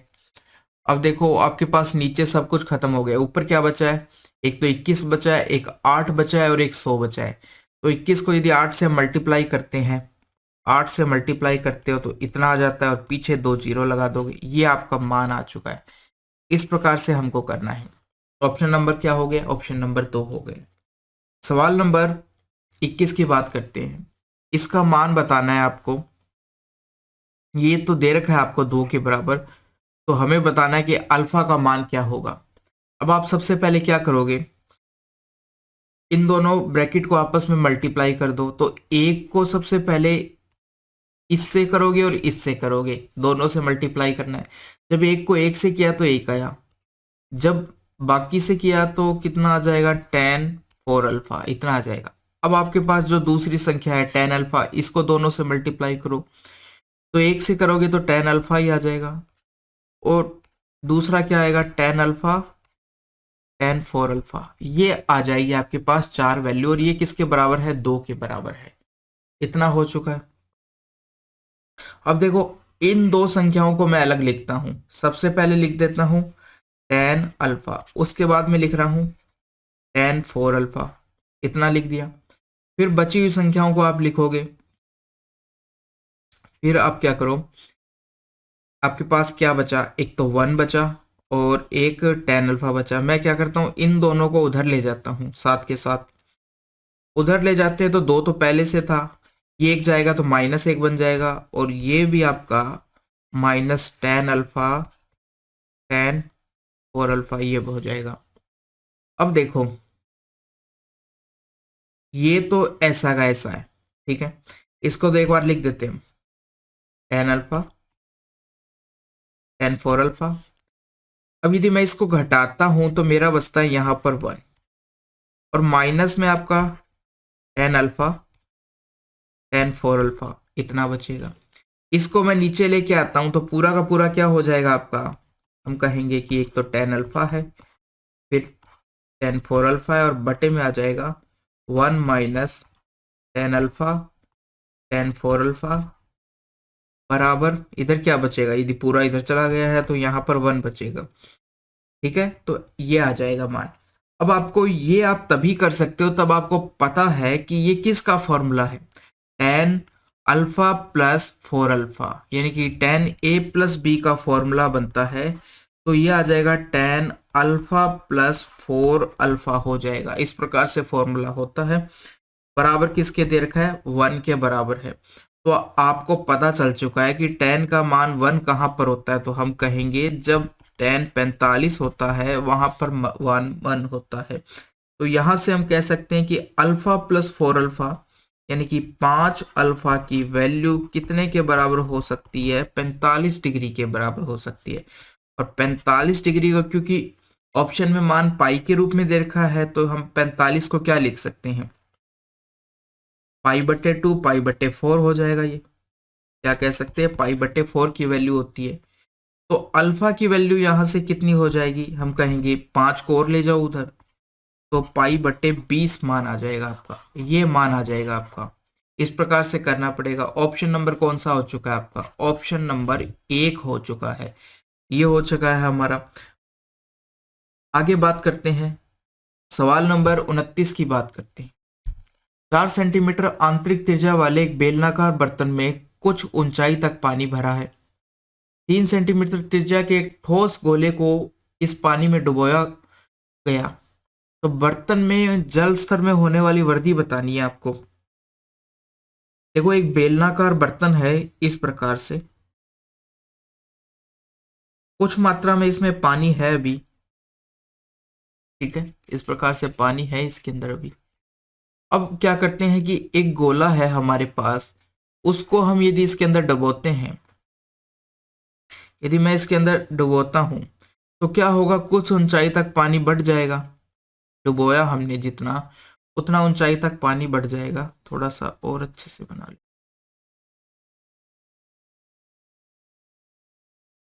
यदि जैसे इसको डुबो दिया तो क्या होगा, पानी अब यहां तक बढ़ जाएगा, क्योंकि डुबोने से कुछ पानी की ऊंचाई बढ़ेगी। मान लिया कि इतनी ऊंचाई बढ़ गई है।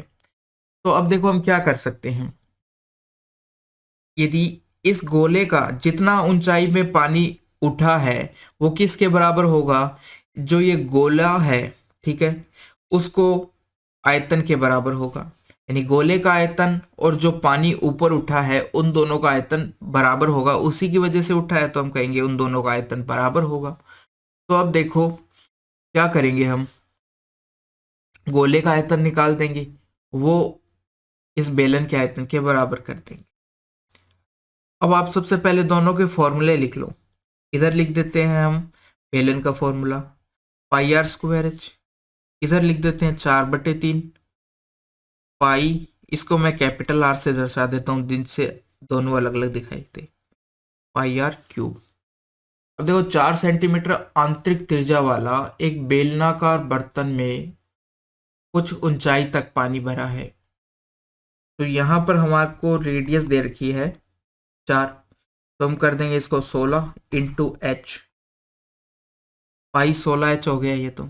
और यदि यहाँ पर बात करें 3 सेंटीमीटर त्रिज्या के एक ठोस गोले को इस पानी में पूरी तरह से डुबोया गया है, तो यहाँ पर त्रिज्या कितनी दी गई है, 3 दी गई है, तो 4/3 है।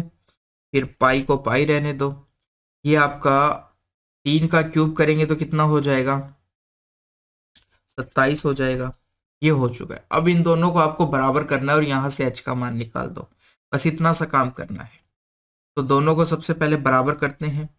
ये आपका पाई 16h हो गया है और यहाँ पर 4/3 पाई 27 हो गया है। तो पाई से सबसे पहले पाई काट दिया हमने, उसके बाद में बात करें 4 से 16 को काटोगे तो 4 बार, तो h का मान आपका कितना आ चुका है, 3 से ये जाएगा 9/4 आ चुका है। 9/4 ऑप्शन नंबर कौन सा हो चुका है, 1 हो चुका है। सवाल नंबर 36 की बात करें, 45 छात्रों के एक समूह में प्राप्तांकों का औसत कितना दे रखा है, इतना दे रखा है। तो देखो 45 छात्रों के समूह में इतना दे रखा है, एक छात्र ने समूह को छोड़ दिया जिसके परिणाम स्वरूप शेष छात्रों का प्राप्तांकों का औसत कितना हो गया है, 16.5 हो गया। तो मैं देखो किस प्रकार से करता हूं, यदि 44 छात्रों के औसत की बात करें, एक छात्र को अलग से लिख देते हैं कि एक छात्र को मैंने अलग से लिख दिया जो बाहर गया है, उसका भी औसत इतना था और बाकियों का औसत भी इतना था।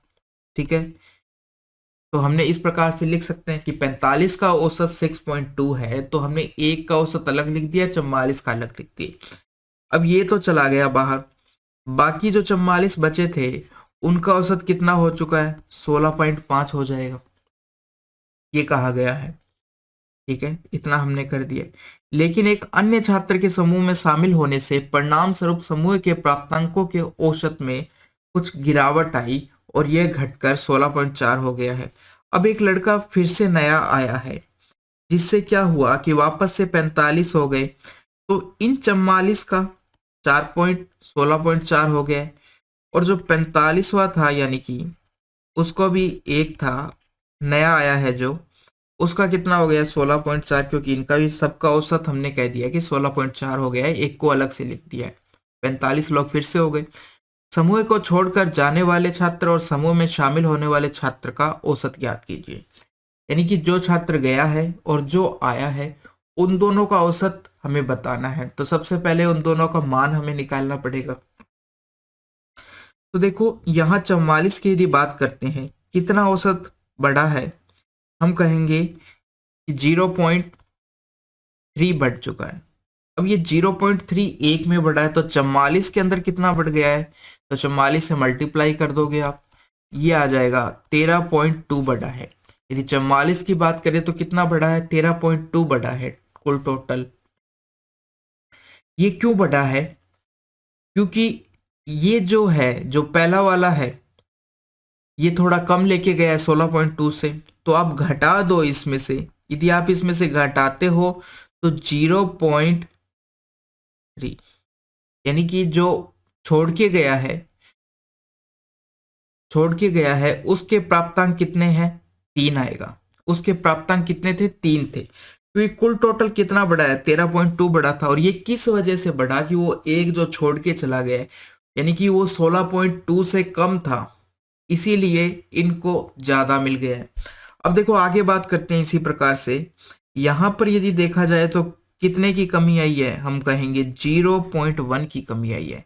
तो जो ये 0.1 की कमी आई है, क्यों कमी आई है, क्योंकि इसने कुछ एक्स्ट्रा ले लिया है। जो ये जुड़ा है, नया व्यक्ति आया है, इसने कुछ एक्स्ट्रा ले लिया है, इस वजह से कम हो गया है।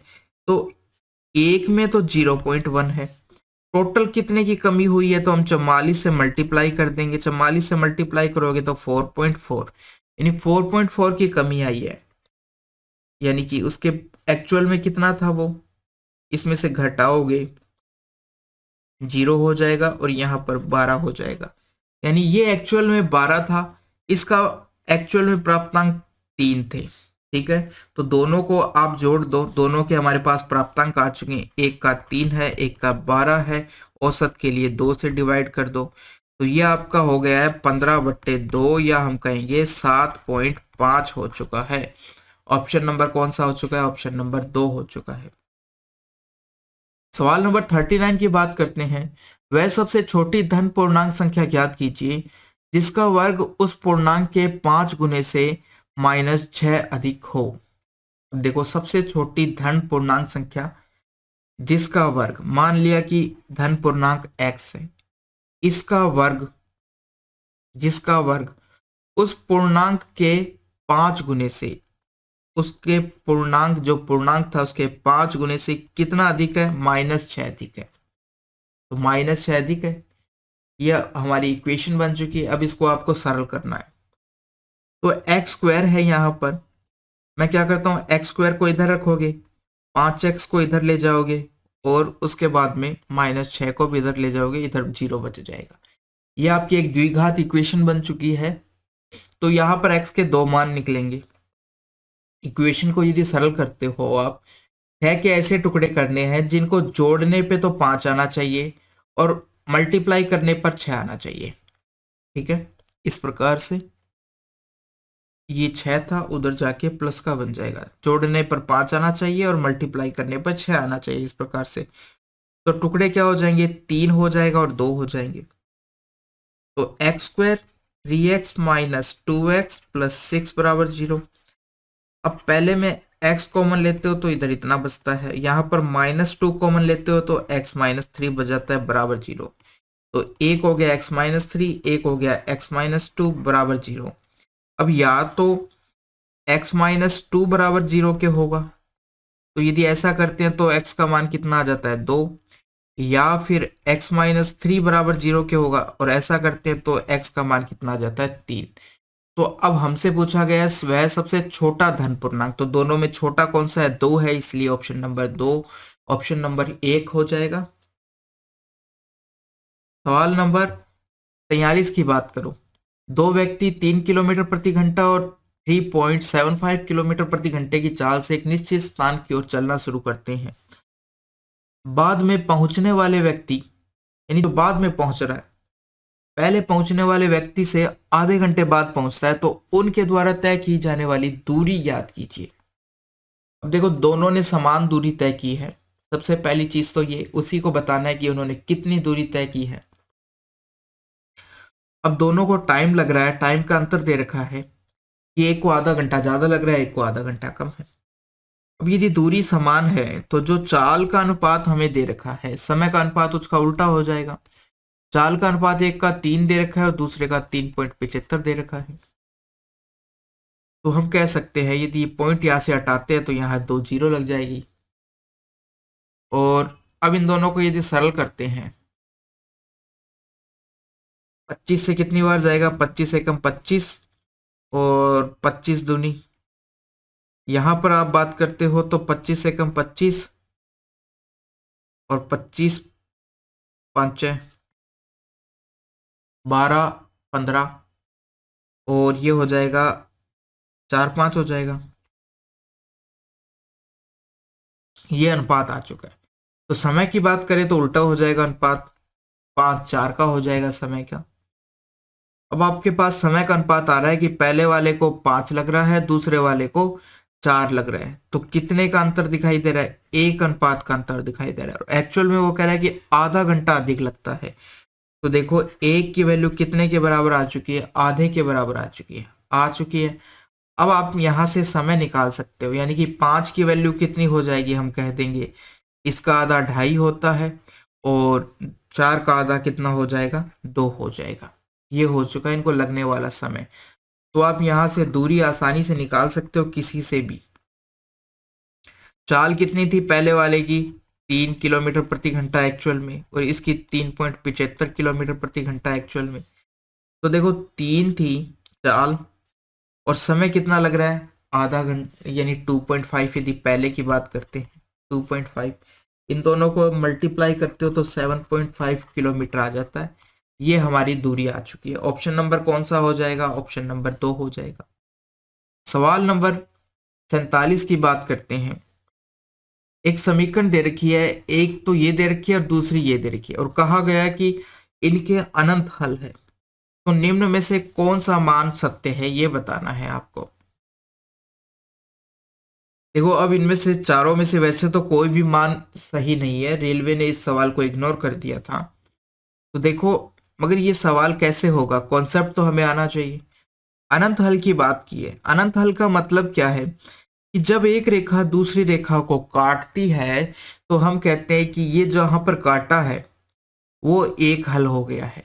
यदि रेखा 2 बार काटती है तो 2 हल हो गए, और यदि काटती नहीं है तो हम कहेंगे कोई हल नहीं है। ठीक है। अब अनंत हल का मतलब क्या है कि रेखा ने अनंत बार काटा है। कब काटेगी, जब दोनों एक के ऊपर एक हो, या कह दो कि एक ही रेखा को निरूपित कर रही है, क्योंकि एक सीधी रेखा कब एक दूसरे को, यदि वैसे देखा जाए तो सीधी रेखा एक बार ही काटेगी दोनों आपस में।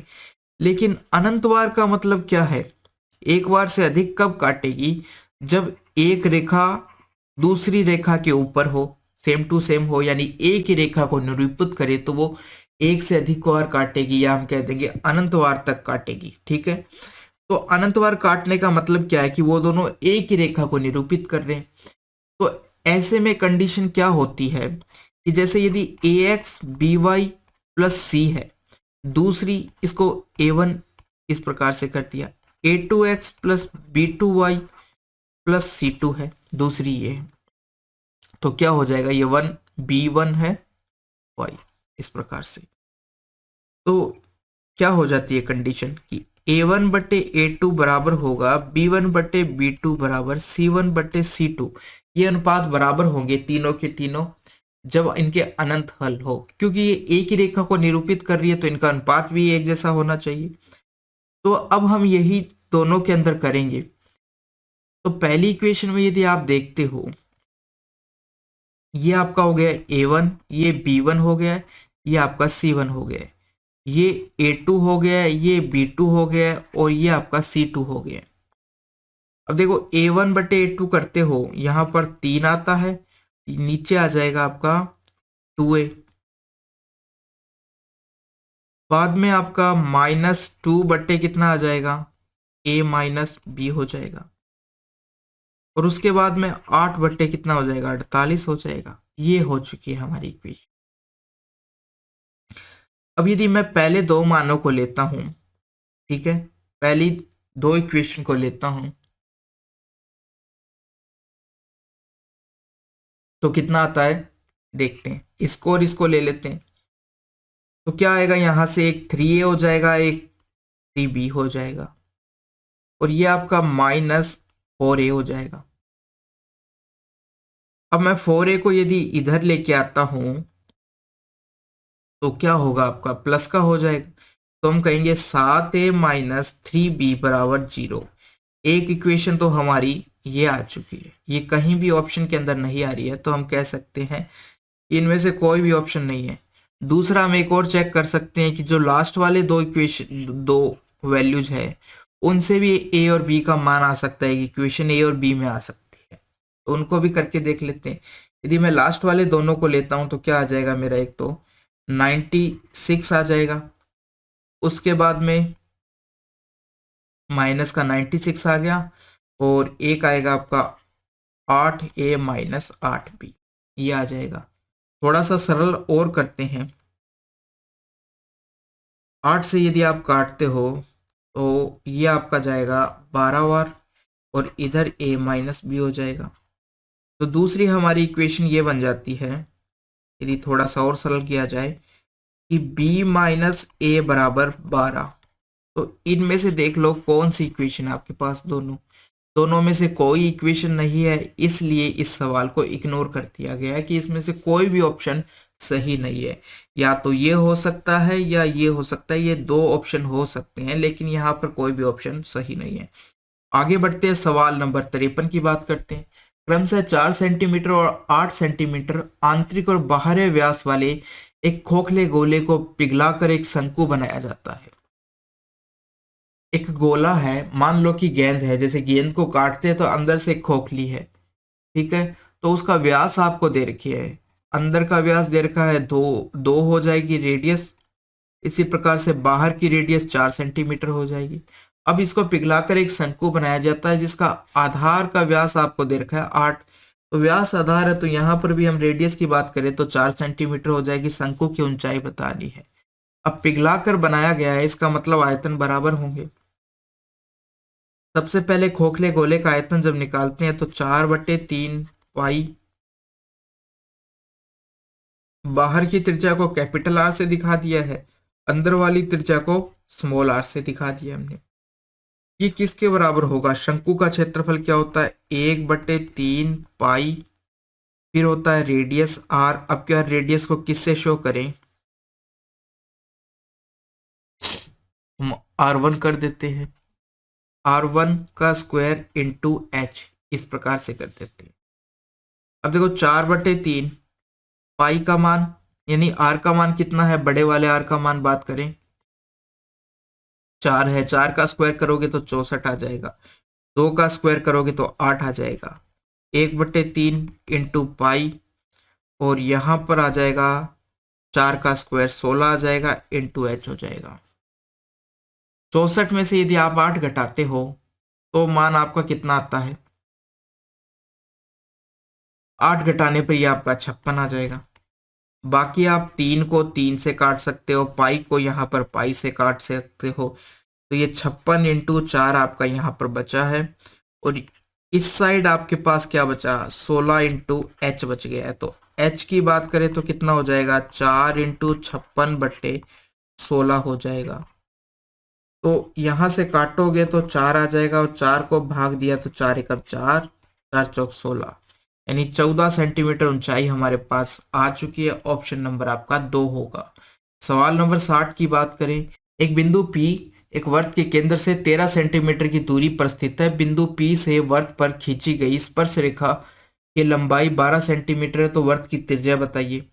अब देखो, सबसे पहले हमने एक वर्त बना लिया है। अब वो कह रहा है कि P एक बिंदु है, वर्ष के केंद्र से 13 सेंटीमीटर की दूरी पर है। अभी तक हमें ये नहीं बताया गया कि वो 13 सेंटीमीटर की दूरी पे तो है, मगर अंदर है या बाहर है ये हमें पहली लाइन में नहीं पता है। ठीक है, बाहर भी हो सकता है, अंदर भी हो सकता है। P बिंदु, केंद्र को हम O मान लेते हैं। अब क्या कहा गया है? बिंदु P से वर्त पर एक स्पर्श रेखा खींची गई है जिसकी लंबाई 12 सेंटीमीटर है। यदि स्पर्श रेखा खींची गई है तो बिंदु बाहर ही होगा। यदि बिंदु अंदर होता तो उससे जीवा खींची जा सकती है, स्पर्श रेखा नहीं। तो बाहर एक बिंदु है, उससे एक स्पर्श रेखा खींची गई है, इस प्रकार से कह दिया। स्पर्श रेखा की लंबाई आपको बताई गई है, कितनी है? 12 है। यदि मैं स्पर्श रेखा को केंद्र से, इस बिंदु P को केंद्र से मिलाता हूं तो ये दूरी भी आपको दे रखी है 13। और हम जानते हैं कि जो स्पर्श रेखा और केंद्र को मिलाने वाली रेखा आपस में कितने का कोण बनाती है? 90 डिग्री का कोण बनाती है। तो ये आपका 13 हो चुका है, ये आपको 12 दे रखा है। तो त्रिज्या आपसे पूछी गई है। ट्रिपलेट क्या होता है? 5, 12, 13। ये हमारा एक समकोण त्रिभुज बन गया है जिसका आधार 12 है, तो लंब 5 हो जाएगा और कर्ण आपका 13 हो जाएगा। तो आंसर आ चुका है, सिंपली 5 हो जाएगा। सवाल नंबर 65, ये दे रखा है आपको, इन सब का योग बताना है कि कितना होगा। तो हमारे पास फॉर्मूला होता है 1 का स्क्वायर, 2 का स्क्वायर, इस प्रकार से 3 का स्क्वायर से लेकर n तक के स्क्वायर के पदों का योग हमारे पास होता है। फॉर्मूला क्या है? n+1 2n+1/6। ये होता है 1 से लेकर, ठीक है, 1 से लेकर होता है, लेकिन हमें 21 से लेकर 30 तक पूछा गया है। तो हमें क्या करना पड़ेगा? सबसे पहले 1 से लेकर 20 तक के, 1 से लेकर 20 तक के पदों, 1 से लेकर 20 तक की संख्याओं के स्क्वायर का योग निकालना पड़ेगा। फिर 1 से लेकर 30 तक की संख्याओं के स्क्वायर का योग निकालना पड़ेगा, फिर उनको घटा देंगे। तो 1 से लेकर 20 तक की संख्या के वर्गों का योग क्या होगा? n का मान यहां पर 20 है, तो 20, 21 और यहां पर रखोगे तो 20 डबल हो जाएगा, 40 + 1 41/6। ये हो चुका है। यदि आप इसको सरल करते हो, 6 कितने से कट जाएगा? एक तो 7 आएगा और बाकी 2 बचा है, उससे 10 आ जाएगा। ये कट गया आपका। तो कितना आया? 7 और 7 चौक 28, पीछे 0 लग जाएगी। तो 20 तक की संख्याओं का योग इतना है। अब हम निकालेंगे, क्या निकालेंगे? 1 से लेकर 30 तक की संख्याओं का, 1 से लेकर 30 तक की संख्या के वर्गों का योग। ये कितना आएगा आपका? 30 इंटू 31 इंटू 61/6। 6 से इसको काटते हो तो कितना आ जाएगा? 5 आ जाएगा। इतना हो चुका है। 31 और 61 को जब आप मल्टीप्लाई करते हो कितना आएगा? कर लेते हैं। ये आपका आ जाएगा, 1 61 हो जाएगा, 3 और 3 6 18 हो जाएगा, 1 आपका 9 और उसके बाद में 18, इतना हो गया। अब इसको आपको 5 से मल्टीप्लाई करना है। 5 से मल्टीप्लाई करोगे तो 5 एकम 5 और 5 निम 45, 1 46, 4 आई 40, 4 44, 4 5 और 9, इतना आ चुका है। इतना आ चुका है। कितना आया? 9465 आया है। अब आपको ये वैल्यू इसमें से घटा दोगे तो आपकी 21 से लेकर 30 तक की संख्याओं के वर्गों का योग आ जाएगा। कितना आएगा? 65 में से 28, 70 आप घटाते हो। अब यदि आप घटाते हो तो लास्ट में तो आपका 5 बच जाएगा। 6 में से ये घटाओगे तो आपका आता है 9 आता है। इकाई हासिल। 6 में से 70 घटाओगे तो 9 आएगा। इकाई हासिल। तो ये आपका हो जाएगा 9, और 9 में से 14 घटाते हो तो 5 आएगा, और उसके बाद में 1, तो ये 6 आएगा। तो 65 95 आ रहा है। 65 95 कहीं पर नहीं है, 65 85 है। तो हमारे कहाँ गलती हुई है? देखो कहाँ गलती हुई है। 5 को करते तो 5 एकम 5, 5 निम 45 और 1 46। यहाँ यदि मल्टीप्लाई किया है तो 61 आ गया। 3 से किया तो 3 ही आया है, और 3 6 18,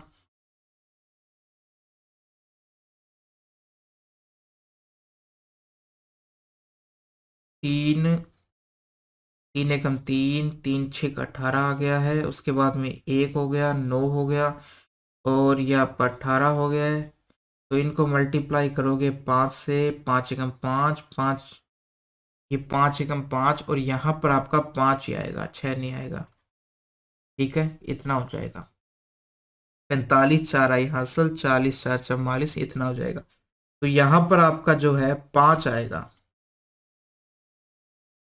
यहाँ पर भी कितना आएगा? 5 आएगा। यहाँ पर भी एक कम हो जाएगा तो 85 हो जाएगा। इतना आ जाएगा मान। तो ये हमारा आंसर हो गया। आंसर नंबर 3 हो जाएगा। सवाल नंबर 70 की बात करते हैं।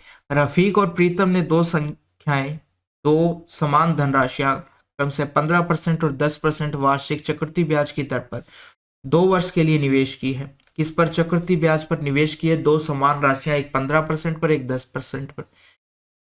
यदि इन 2 वर्षों के दौरान ब्याज के रूप में रफीक को प्रीतम से कितना अधिक मिलता है, तो उनमें से प्रत्येक का आरंभिक निवेश कितना था? ओके, समान राशि की है रफीक और प्रीतम ने। एक ने 15% पे, एक ने 10% पे। तो 15% से 2 सालों का कंपाउंड निकालते हैं तो कितना हो जाएगा? ये हो जाएगा आपका 15 15, ऐसे 15 प्लस 15 प्लस 15 इंटू 15, 225/100। तो 32 हो जाएगा इसका। तो और दूसरे की बात करते हो तो 21 हो जाएगा। दोनों की हमने कंपाउंड दर निकाल ली है 2 सालों की। इनका अंतर आपको दे रखा है कितना? 2250। तो इनका सबसे पहले आप घटाओ। घटाते हो तो पीछे तो 0.25 बच गया। यहाँ पर आपका 1 और 1 11, 11.25 की वैल्यू आपको दे रखी है कितनी? 22.50 दे रखी है, इतने की वैल्यू। तो 1% की वैल्यू कितनी हो जाएगी? आप इसको यदि डिवाइड करते हो तो 2 आता है, और 2 जीरो हो रहा है तो 200 हो जाएगा। तो राशि एक्चुअल में कितनी होती है? 100% होती है। तो 100% की वैल्यू कितनी हो जाएगी? 2 से और मल्टीप्लाई कर दोगे तो 2 जीरो और आ जाएगी। ये आपका हो चुका है। राशि कितनी थी? प्रत्येक की 20,000 थी। तो ऑप्शन नंबर कौन सा हो जाएगा? 3 हो जाएगा। सवाल नंबर 74 की बात करते हैं। साइन 34 प्लस कोस 34, साइन 34 कोस 64 और माइनस कोस 4 का मान बताना है आपको। क्या करना पड़ेगा? अब देखो, इन दोनों को यदि हम जोड़ के देखते हैं तो 90 के बराबर नहीं आ रहा है, और ये 90 के बराबर तो नहीं आ रहा है। एक चीज तो ये हो चुकी है। तो मैं क्या करता हूं, मगर 64 को यदि मैं 90 में से घटाता हूं, 4 को घटाते हैं तो 84 आता है।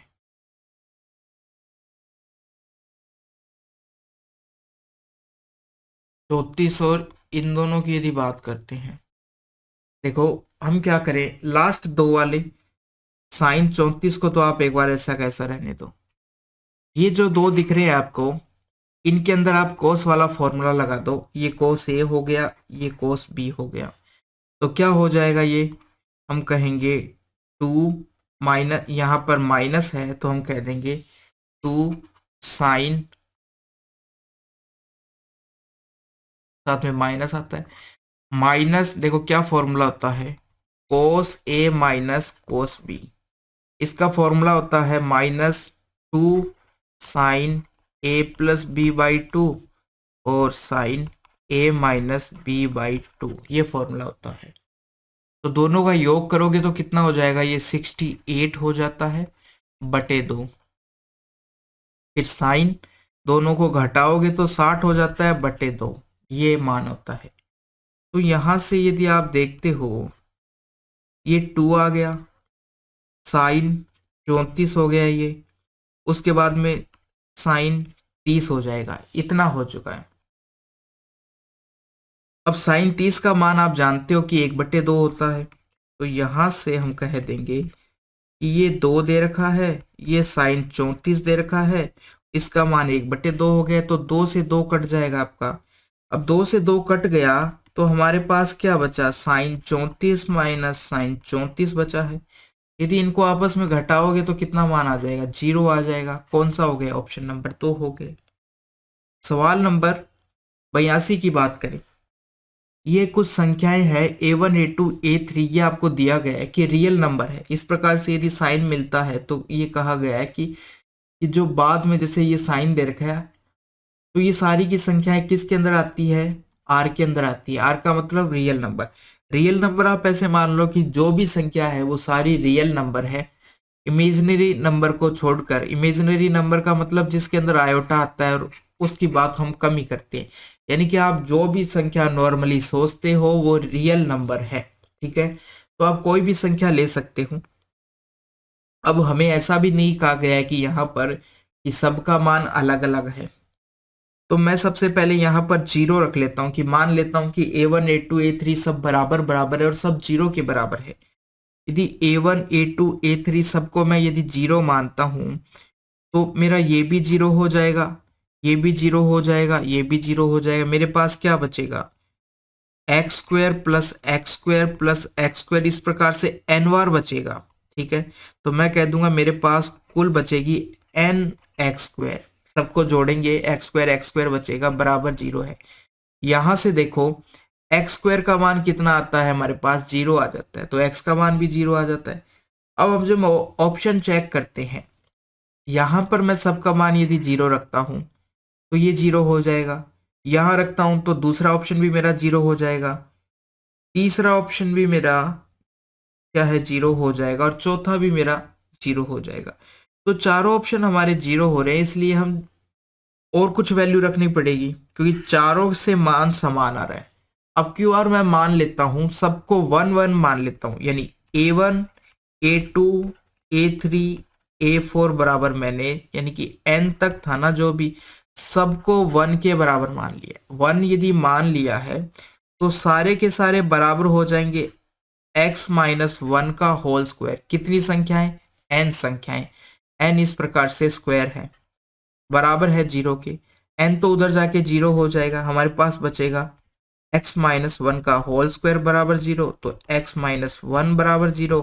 तो यहां से हम कह देंगे x बराबर 1 के हो चुका है। अब हमारे पास x का मान यहां से कितना आ गया, 1। अब हम ऑप्शन से चेक करेंगे किस से 1 आ रहा है, ये वैल्यू रखने पर। देखो पहले में यहां पर हमने रखा 1, यहां पर सारी जगह 1 1 रखा, तो कितना आ जाएगा, पहले ऑप्शन से यदि आप मान निकालते हो तो एक n तो पहले से है, और इन सब की जगह यदि आप 1 रखते हो तो कितना 1 है, n बार है, वो जुड़ेंगे तो n और आ जाएगा, क्योंकि 1 जोड़ते हो 1 प्लस 1 प्लस 1 प्लस 1, तो n बार 1 जुड़ेगा तो n हो जाएगा। यहां से मान कितना आ रहा है, पहला n² आ रहा है, हमें कितना चाहिए, x का मान 1 चाहिए, नहीं आ रहा। दूसरे ऑप्शन में यदि रखते हो 1 1 1 1, तो सारे के सारे क्या हो जाएंगे, जुड़ के n आ जाएगा, और बटे में कितना है n। यानी कि n बटे n आएगा जो कि 1 के बराबर हो जाएगा। तो ये हमारा मान आ रहा है। ऑप्शन नंबर 3 से और 4 भी चेक करना पड़ेगा, क्योंकि यदि वो उनसे भी मान यदि 1 आ गया तो बाकियों को चेक कर और कोई वैल्यू रख के देखना पड़ेगा। अब तीसरे ऑप्शन में यहां पर 1 1 1 रखते हो आप, तो n आ जाएगा, ये आपका मान 2n के बराबर आ रहा है। और लास्ट वाले में कितना आ जाएगा, 2n बटे n, तो यहां से 2 आ रहा है। लास्ट चौथे ऑप्शन में 2 आ रहा है, तो ऑप्शन नंबर 2 हमारा मैच कर रहा है। x बराबर 1 और वहां से ऑप्शन से भी 1 आ रहा है, तो ऑप्शन नंबर 2 हो जाएगा। यही इस सवाल का सबसे आसान तरीका है। नहीं तो या तो ये क्या है कि जो सवाल है वो 12th लेवल का है, तो वो या तो अवकलन से होगा जो 10वीं तक की क्लास में पढ़ाया नहीं जाता है, या फिर ये पैराबोला से होगा। तो उन चीज़ों को हमें नहीं करना है। हमें आसान करने के लिए यही, आप वैल्यू पुट कर दो। मैंने आपको पहले भी कहा है, टिग्नोमेट्री और जो अलजेब्रा के सवाल है उनमें यदि आपसे नहीं हो रहा है, या पहले भी आप वैल्यू पुटिंग से करने की देखो, काफ़ी आसान हो जाएगा सवाल। तो आज का हमारा पेपर कंप्लीट हो चुका है। कैसा लगा आपको कमेंट में जरूर बताना। अच्छा लगा तो लाइक कर देना। थैंक यू दोस्तों, मिलते हैं इसी प्रकार की एक और वीडियो के साथ।